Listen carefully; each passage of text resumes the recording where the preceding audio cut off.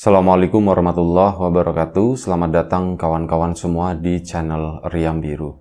Terima kasih banyak untuk kawan-kawan yang sudah berkenan hadir di channel ini, dan pada kesempatan kali ini ada satu cerita datang dari Mas Rizky di Cilacap. Mas Rizky menceritakan tentang satu kejadian horor atau pengalaman horor yang pernah dialami oleh dirinya beserta keluarganya. Kejadiannya itu sekitar akhir tahun 90-an. Jadi balik mundur ke belakang.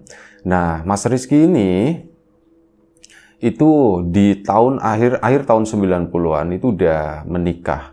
Waktu itu memang Mas Rizky menikah di usia yang relatif cukup muda ya. Usianya waktu itu baru 23 tahun. Sementara istrinya itu sekitar 20 tahun. Beda nggak terlalu jauh. Dan menikahlah Mas Rizky. Di awal tahun pernikahan mereka, Mas Rizky itu masih tinggal bersama mertuanya di situ. Dan memang antara rumahnya Mas Rizky dan istri itu juga masih satu kampung, cuman beda kawasan, kayak semacam beda RT kayak gitu ya. Jaraknya ditempuh jalan kaki bisa, tapi biasanya ya nggak pakai jalan kaki juga, tapi pakai sepeda atau pakai sepeda motor kayak gitulah. Nah, ini Mas Rizky kan ikut sama mertua. Jadi di kampungnya waktu itu lagi heboh sama sesuatu. Ada kemunculan satu sosok, yaitu sosok pocong yang meresahkan warga. Jadi warga waktu itu awalnya ini ada seorang ibu-ibu. Jadi dia habis pulang sholat isya dari musola. Pulanglah, ngobrol-ngobrol dulu di musola situ sampai akhirnya udah lumayan cukup malam, 8:30 lah waktu itu ya.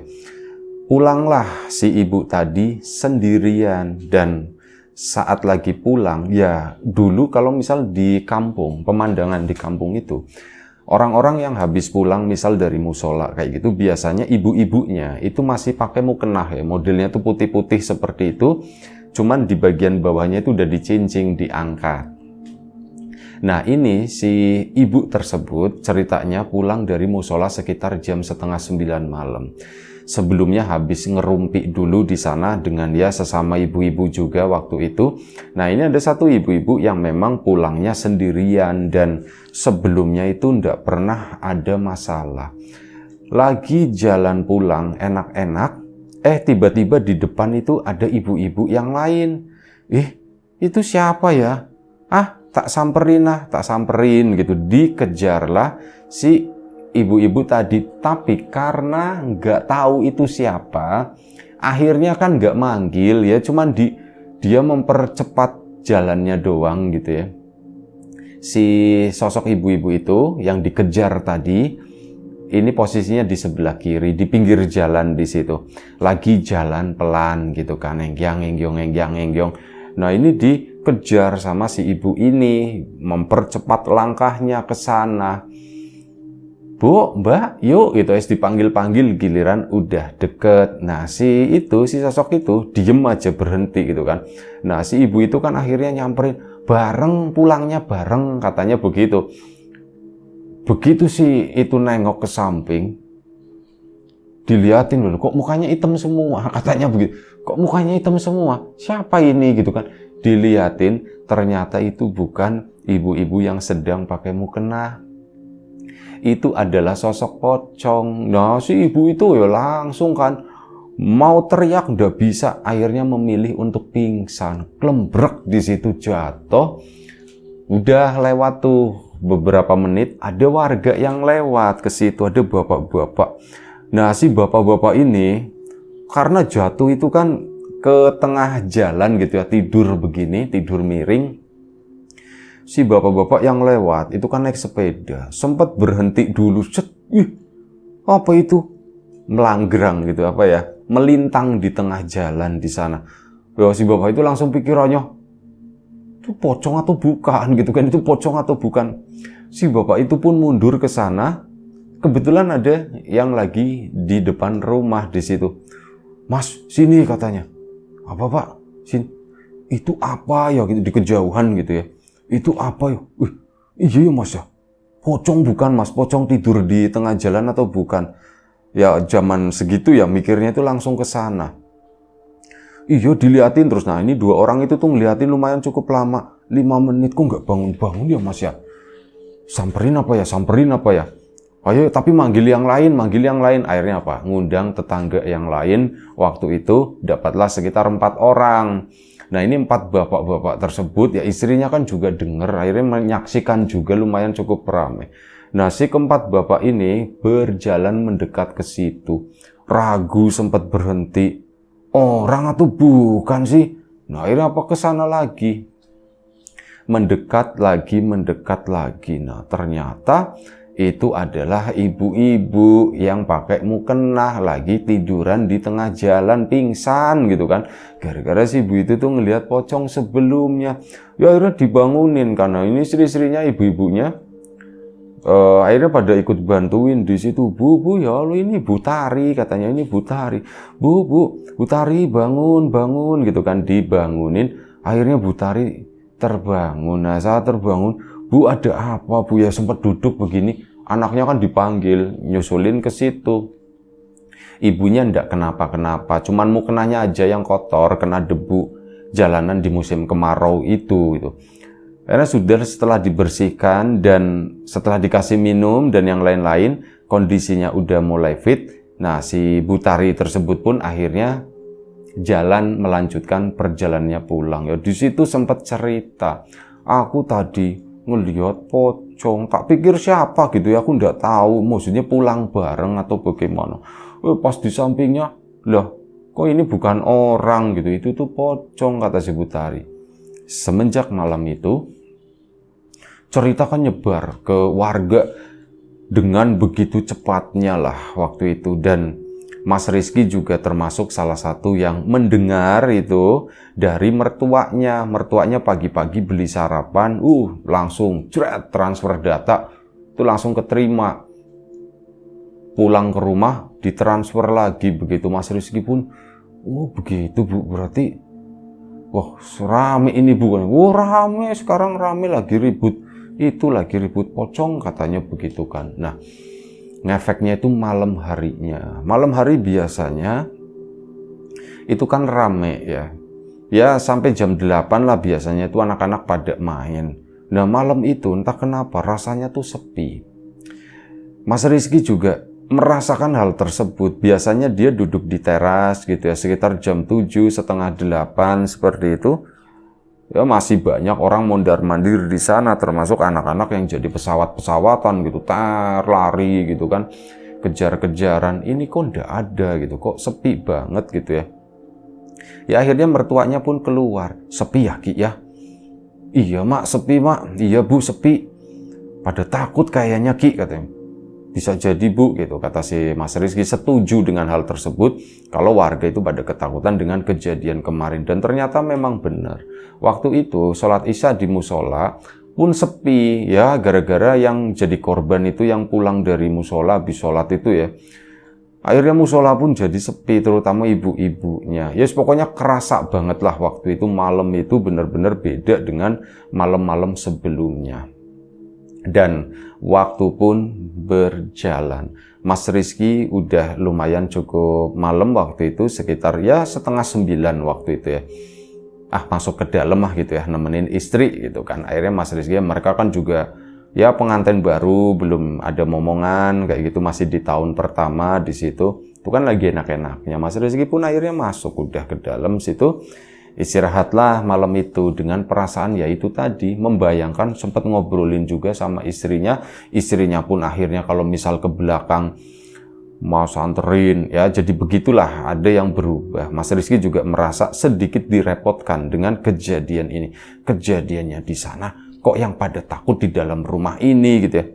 Mas Rizky pun merasakan seperti itu sebenarnya. Kalau misal ke belakang ke sana, bayangannya itu yang enggak gitu. Jangan-jangan nanti berdiri di pojokan situ, masuk dari belakang atau dari mana, jangan-jangan pocong lagi nyari rumah, nyari kontrakan atau bagaimana, bisa masuk kemana aja nih, pikirnya Mas Rizky. Ada perasaan takut seperti itu, sampai akhirnya keesokan paginya dapat cerita lagi. Jadi ada seorang bapak-bapak waktu itu, malam-malam ini ceritanya lagi gara-gara sampah di belakang di dapur gitu ya, itu tuh belum dibuang. Akhirnya apa, istrinya tuh ngomel-ngomel, "Pak, itu loh Pak, sampahnya belum dibuang Pak, ini udah malam," kata, "sampai malam begini tuh udah baik Pak," kata si istrinya. "Ya, kata si bapak kan. Akhirnya si bapak pun ngambil itu sampah tadi yang nggak terlalu banyak juga sebenarnya, dibungkus rapi, mau buang ke belakang, nggak berani. Karena ya di belakang itu kebun, udah gelap, apalagi ada cerita-cerita mengenai pocong tersebut. Akhirnya si bapak itu pun keluar rumah, keluar depan maksudnya. Nah, di depan pun ada tempat buat ini ya, biasanya kalau di kampung-kampung itu buat bakar sampah-sampah kering, kayak misalkan daun atau apa seperti itu. Nah, itu bakarnya di sana. Nah, ini di tahun 90-an penggunaan plastik itu belum terlalu banyak. Ya sampah-sampahnya daun pisang, bekas beli nasi bungkus atau beli jajanan apa, masih pakai daun-daun kayak gitulah. Mentok-mentoknya tuh kertas, plastik, kertas minyak pun belum ada, kertas yang campur plastik itu ya, itu belum banyak yang pakai maksudnya. Mungkin udah ada waktu itu, cuman belum banyak yang makainya. Sampah-sampahnya itu begitu. Akhirnya apa?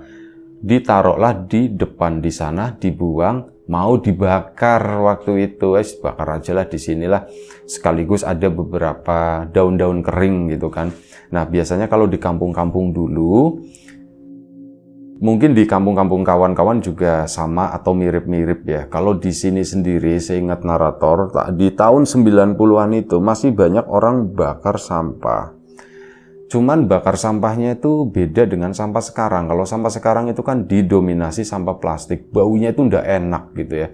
Asapnya pun hitam atau bagaimana. Pokoknya bikin bau tuh kepala pusing gitu ya. Napas jadi sesak. Nah dulu, orang dulu itu ya yang dibakar itu daun-daun kering semacam itu di lubang tanah begitu ya. Bikin kecil, apinya juga ndak banyak. Kecuali ada rumput basah dibakar itu asapnya ngebul kemana-mana. Nah ini enggak. Kalau udah kering, pretek-pretek habis begitu kan.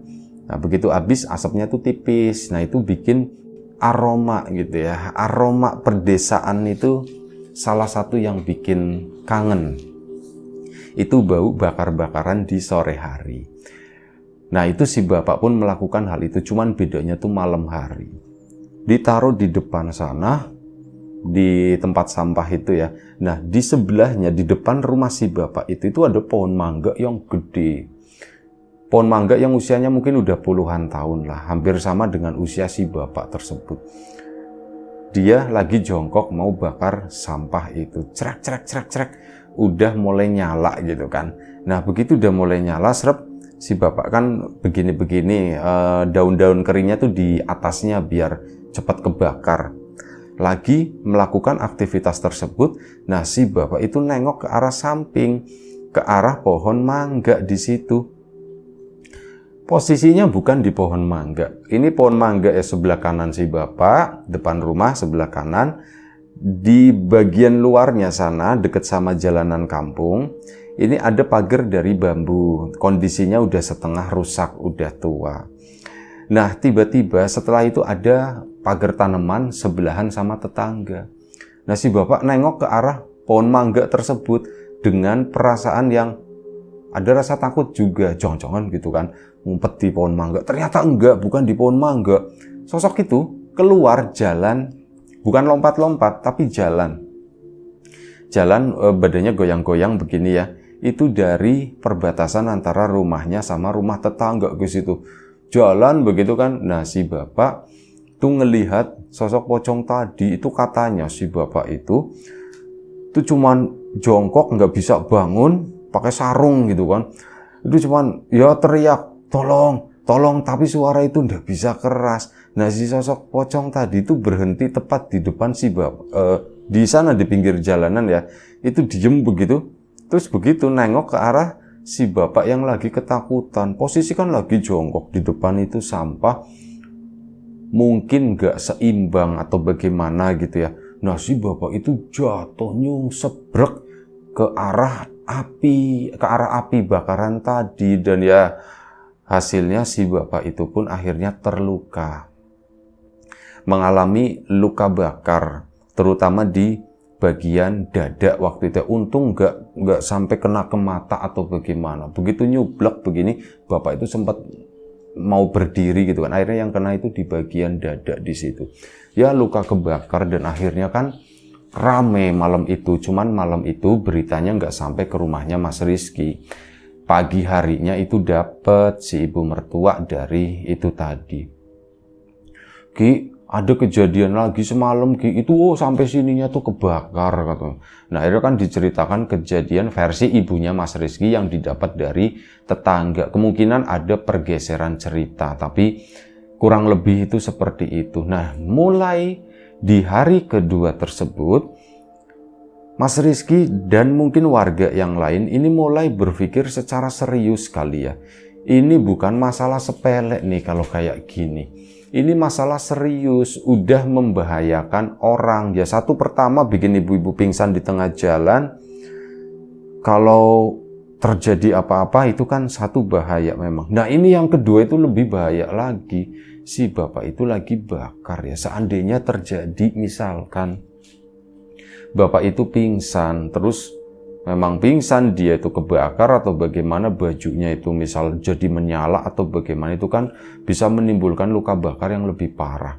Mulai berpikirlah yang serius seperti itu dan Mas Rizky kan ada beberapa kenalan lah di sana, tetangga yang lumayan cukup akrab. Akhirnya datang Mas Rizky waktu itu ke itu tetangga tersebut dan dari sana dapat informasi, Ki mau ikut ndak gitu kan. Ikut apaan? Ini kita rencananya mau ronda, mau berburu pocong tersebut. Wih, berburu pocong kata si Mas Rizky. Iya, kita mau berburu pocong. Siapa yang mimpin? Itu ada Ustadz Udin namanya gitu kan. Oh Ustadz Udin, Pak Udin itu, iya Pak Udin itu. Nanti yang mimpin dia. Terus gimana rencananya? Mas Rizky kan tanya, ya udah yang penting malam itu kita ngumpul, ya nanti mungkin dibagi beberapa titik kali ya. Beberapa titik dan ya nanti kalau misal ada apa namanya, ada penampakan atau apa, ya kita bisa manfaatin kentongan atau apalah seperti itu kata si temannya tadi. Kamu mau ikut nggak Ki? Ikut deh, aku ikut kata Mas Rizky karena rasa penasaran itu tadi. Dan memang Mas Rizky itu jarang keluar malam ya, bergaul sama tetangga seperti itu. Istrinya sesekali nyuruh, Mas, sana sih Mas, kalau misal mau main ke sana ke tetangga ya udah apa-apa, yang penting mainnya positif, kata si istrinya. Ah males lah, Mas Rizky begitu gitu ya. Tipe orang yang memang agak sedikit pemalu pada saat itu dan ya karena di kampung tersebut lebih banyak yang nggak dikenal daripada yang dikenal. Makanya itu, aduh nanti kenalan lagi atau apa gitu. Kata Mas Rizky, aku itu nggak bisa ngapalin nama dengan cepat. Itu suka lupa gitu ya. Lah ya wis lah, tapi gara-gara ini akhirnya Mas Rizky ikut ngomong sama istrinya pulang. Dek, nanti malam Mas mau ikut ronda katanya. Ronda apa Mas? Itu mau nangkep pocong. Nangkep pocong Mas, kamu berani Mas katanya. Ya kalau sendirian ya nggak berani kata Mas Rizky. Cuman rame-rame ya nggak enak kalau misalkan nggak ikut. Ya udah Mas, sana ikut Mas kata si istrinya. Ya wis kalau kayak gitu, cuman ini ya Mas itu pesen katanya begitu. Kamu di rumah aja gitu ya. Pas Mas keluar udah nggak usah keluar rumah lagi. Soalnya istrinya itu juga kadang begitu kayak Mas Rizky, duduk di depan sendirian kayak gitu. Nanti itu sampai malam, biasanya sampai jam 9. Nanti baru masuk atau apa. Nah ini Mas Rizky pesen, nanti malam Mas keluar, kamu nggak usah keluar katanya begitu kan. Nanti malah didatengin atau gimana. Ya Mas aku nggak keluar. Mas terus nanti kalau aku mau pipis gimana? Ya minta antar ibu lah atau siapa. Ya yang di rumah yang ada katanya begitu kan. Oh ya udah Mas. Nah malam hari pun tiba, Mas Rizky pun siap-siap keluar. Waktu itu belum malam banget lah, baru jam 8:30, 9. Terdengar beberapa orang itu, beberapa warga itu udah mulai riuh. Ada suara-suara, ini orang-orang lagi pada ngumpul nih di sana nih, kayaknya udah siap-siap gitu kan. Mas Rizky pun, yaitu tadi, siap-siap keluar, cuman itu Mas, anterin aku dulu, anterin pipis. Akhirnya udah dianterin pipis ke sana. Balik lagi kan, Mas Rizky pesen, kamu jangan keluar-keluar ya katanya. Ini udah malam juga. Iya Mas, enggak, kata si istrinya tuh begitu. Akhirnya apa? Mas Rizky pun berangkat ke sana, gabung sama warga yang lagi ngeronda. Gak tahu, kata Mas Rizky, aku ngeronda begini ya, ketemu banyak orang, mengamankan kampung, tapi entah mengapa, perasaanku kok ndak enak ya, aku kepikiran yang di rumah. Gitu. Padahal di rumah ya rame, ada 5 orang di sana, ada istrinya, adik-adiknya, sama mertuanya 2 orang lengkap gitu kan. Rame, tapi aku kepikiran terus ya, istriku nanti gimana di sana.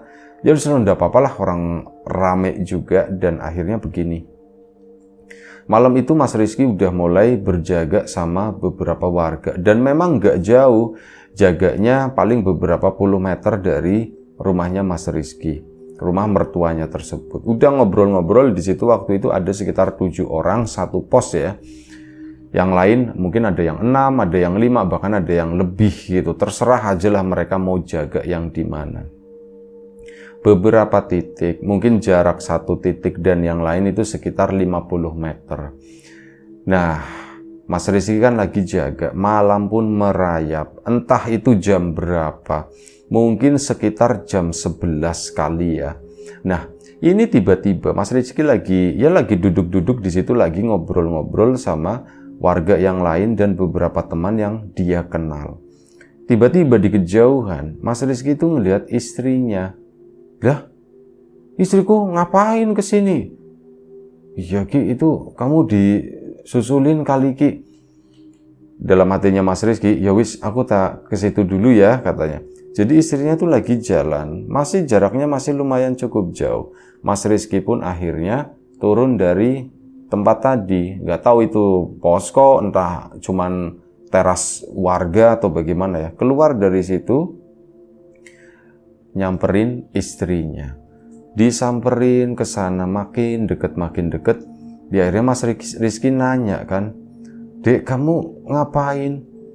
Mas, pulang yuk, kata si istrinya tuh begitu. Pulang, emang kenapa? Aku takut Mas, kata istrinya begitu. Oh ya sudah. Nah ini kan beberapa orang di situ, di rumah tadi, ini kan pada ngeliatin Mas Rizky. Dan gak lama setelah itu, setelah Mas kan rumahnya tadi gak terlalu jauh ya ke sana, begitu mendekat mau sampai di halaman rumah, kentongan itu bunyi, tak gitu. Loh Mas Rizky kan, Dek, itu bunyi, kentongan bunyi. Oh dia udah gak konsentrasi ke istrinya karena ada hal yang bikin penasaran lagi. Oh berarti pocongnya muncul nih, Dan yang bunyiin kentongan itu yang di tongkrongannya Mas Rizky tadi, tak. Mas Rizky kan melihat ke sana ya. Ini orang-orang pada di tengah jalan. Gak tahulah ini ngasih kode, Ki, sini ikut atau bagaimana. Si Mas Rizky pun, gimana ya gitu ya, aku mau nganterin istriku. Dia berjalan ke sana tanpa menoleh, ninggalin istrinya. Nyamperin itu maksudnya tuh ada apa gitu kan. Nah, sampai di tengah-tengah jalan, Mas Rizky pun ya nengok, mastiin istrinya gitu, istrinya ngambek atau enggak. Nah begitu nengok, di situ dia itu baru nyadar ternyata sosok yang berjalan sama Rizky itu adalah sosok pocong. Itu bukan istrinya. Nah dari situ ya Mas Rizky akhirnya lari ke orang-orang ini, bunyiin kentongan, tak. Si pocong itu slep masuk ke kebonan ke sana, udah masuk slep. Gak tahu kemana gitu. Nah ini warga kan mulai memburu itu tadi, sosok itu ke sana pada belusukan rame. Dan di situ ada cerita Mas Rizky sama orang-orang tadi, Ki, emang kamu nggak ngerasa Ki, katanya. Aku nggak ngerasa, orang kita itu begitu kamu udah deket ke sana, udah itu bukan Lita gitu. Lita itu istrinya Mas Rizky, itu bukan Lita. Itu pocong. Kentongan mana kentongan? Gak tahu kentongannya. Kami ribut sendiri waktu itu nyariin kentongannya di mana. Nah ini Mas Rizky udah terlanjur jalan ke sana, barulah itu tadi kentongannya ketemu dipukulin. Tang. Mas Rizky sendiri awal saat ngobrol itu nggak ngerasain, cuman bilang itu tadi, istrinya aku takut mas, pulang yuk, cuman bilang begitu. Habis itu udah dicariin kan, Mas Rizky nggak kepikiran di rumah waktu itu. Nah, menghilangnya sosok pocong itu tadi, itu kan seleb ke daerah kebun itu deket rumahnya Mas Rizky, ke sana. Ini lagi sibuk ke situ, Mas Rizky juga nggak jauh-jauh banget, masih di sekitaran rumah tersebut. Tiba-tiba di rumahnya Mas Rizky itu ribut, adik iparnya itu keluar nyariin, mas tolong mas, minta sama tetangga, minta tolong mas, di dalam. Kenapa di dalam? Pocongnya ada di dalam. Nah, Mas Rizky kan ngelihat ya, waktu itu langsung lari ke situ. Kenapa? Mas, pocongnya ada di dalam. Langsung lari si Mas Rizky itu masuk ke dalam rumah. Bapak sama ibunya sama istrinya, mereka itu sama-sama lagi pada ketakutan. Mereka itu di kamar orang tuanya, termasuk adiknya yang satu. Yang satu kan keluar ya, ngelewatin kamarnya Mas Rizky ke sana. Pak, Bu, ada apa? Gitu kan ditanya. Mas, itu, bilangnya itu gitu kan. Itu apa? Mas, itu mas di kamar, kata si istrinya, di kamar. Kamar siapa? Ya kamar kita mas. Duh, Mas Rizky kan ngelongok begini, nggak ada apa-apa, kata Mas Rizky. Emang ada apaan? Pocongnya ada di situ mas, Di situ di mana? Mas Rizky penasaran. Wah, udah merinding juga waktu itu. Ngelongok begini, orang nggak ada. Ada mas, di sini mas, di samping, di pojokan. Ini pintu ya, ini pojokan pintu. Nah, ini pojokan sisi sini, sebelah kanan. Mas Rizky kan ngelihatnya sisi-sisi sebelah depan itu nggak ada. Di sini mas. Mas Rizky pun ngelongok begini. Nah, begitu ngelongok, kaget bukan main. Yang dilihat oleh Mas Rizky itu adalah memang benar sosok pocong. Cuman beda dengan yang tadi dilihat oleh Mas Rizky. Kalau yang tadi di jalan itu, atau berdasarkan cerita dari warga, sosok pocong itu kan tingginya normal, kayak orang biasa segitu. Nah, ini yang dilihat oleh Mas Rizky beda. Rumahnya Mas Rizky udah ada Eternitnya, udah ada langit-langitnya. Pocong itu tuh mentok di atas, kepalanya tuh nunduk begini. Mas Rizky ngelongok, itu pas kepalanya tuh lagi ngelihat, karena matanya tuh nggak kelihatan, cuman kayak muka hitam, busuk, mengering seperti itu gitu doang. Astagfirullahaladzim. Keteblok Mas Rizky-nya pingsan waktu itu. Ya nggak tahulah waktu itu hebohnya kayak gimana. Bangun Mas Rizky nggak lama dari itu ya. Paling sekitar 10 menit dibangunin. Akhirnya Mas Rizky bangun, di rumahnya itu udah rame. Nah, udah rame. Akhirnya apa? Ya Mas Rizky cerita melihat seperti ini dan malunya itu bukan main. Asem dari semua warga yang ada. Malah aku yang pingsan gitu ya. Besok aku gimana ya, aku bakalan dibully nih sama teman-temanku kayak gini. Aduh gimana ya. Dan akhirnya malam itu selesai, rumahnya Mas Rizky pun rame itu sampai menjelang pagi ya, sekitar jam 2 di situ. Dan akhirnya udah warga pun satu persatu pulang. Mereka juga ketakutan setelah mendengar penjelasan dari Mas Rizky yang pocong di kamar itu tinggi banget. Ini menambah ketakutan warga dan akhirnya sudah malam itu, pagi itu menjelang pagi, Mas Rizky dan keluarga pun istirahat dan tetap waspada. Malam itu tuh begadang, baru keesokan paginya tuh tidur pules. Gak ada yang beraktivitas. Mas Rizky pun akhirnya tidur dan ya sudah, setelah mereka pada bangun dibahas lagi lah. Kenapa ya? Mas Rizky juga ndak tahu sama sekali ini tuh penyebabnya apa gitu ya. Kok bisa masuk ke dalam rumah ini? Ya nyampe manggil orang pinter, minta dipagarin, manggil Pak Udin. Pak Udin minta tolong dipagarin. Ya akhirnya sudahlah, ceritanya kayak dipagar gaib atau bagaimana biar sosok pocong itu ndak bisa masuk ke dalam rumahnya Mas Rizky lagi. Setelah acara itu selesai, malam hari lagi kan tiba.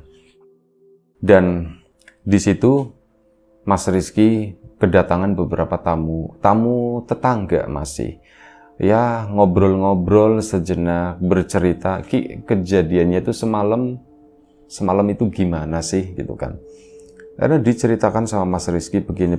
Ada ketakutan yang kemarin. Kalau sebelumnya Mas Rizky nggak terlalu takut, cuman kali ini tuh benar-benar takut. Istrinya juga ketakutan. Akhirnya apa? Malam itu Mas Rizky nggak boleh keluar. Udah Mas, kamu di sini aja Mas, nemenin aku. Akhirnya sudah. Tinggallah Mas Rizky di dalam rumah tersebut. Nah, si bapak ini bukan satu orang ya, tapi ada beberapa di situ kan ngajakin ngobrol Mas Rizky. Memang di teras di sana ngobrol-ngobrol sampai kurang lebih sekitar jam 9:30 malam lah. Udah lumayan cukup ini. Bapak-bapak itu pun pulang. Lebih banyak ke nanya-nanya doang. Itu tetangga. Akhirnya mereka pulang, Mas Rizky pun balik ke rumah. Dan malam itu diadakan ronda yang lebih serius lagi. Diadakan ronda malam itu, Mas Rizky kan karena kemarin itu kurang tidur ya. Pagi kan ya tidurnya begitulah, kurang intinya. Malam itu Mas Rizky pun tidur cepat sama istri. Alhamdulillahnya mereka itu nggak ngalamin apa-apa. Cuman waktu itu Mas Rizky nggak, ya mungkin belum rezeki atau bagaimana ya. Jadi malam tersebut ini lagi rame banget di luaran rumah di sana. Jadi sosok pocong itu kayak menampakkan diri dan di rumah salah satu warga, rumah yang kosong. Itu lagi duduk di sana di depan dan ada yang melihat waktu itu. Nggak semuanya melihat katanya, hanya beberapa orang doang. Dan akhirnya intinya dikejar dan sebagainya. Ketangkeplah si sosok pocong itu dan ternyata begini, sosok pocong itu tuh bukan dalam bentuk gaib atau apa, itu adalah orang.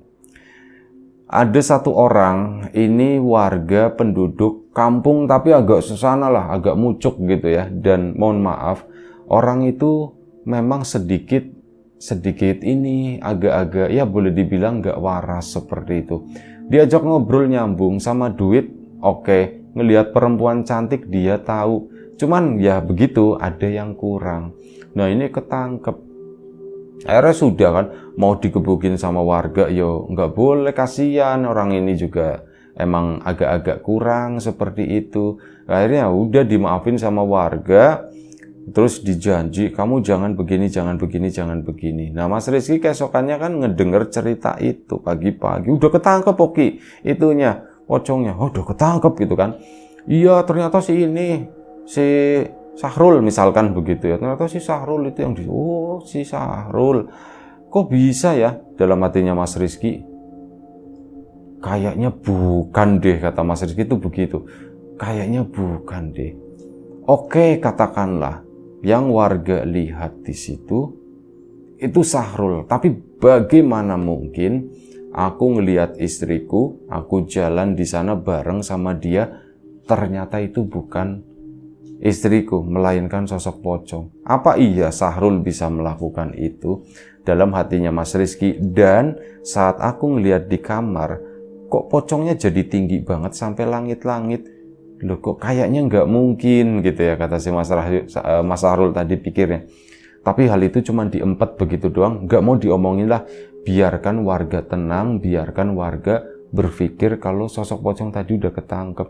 Dan akhirnya setelah kejadian tersebut, warga pun kembali netral. Malam itu udah mulai ramai lagi. Dan ya seperti itulah dianggapnya sosok pocong itu udah ketangkep gitu ya. Warga itu udah mulai tenang, nggak mikir sampai sejauh itu.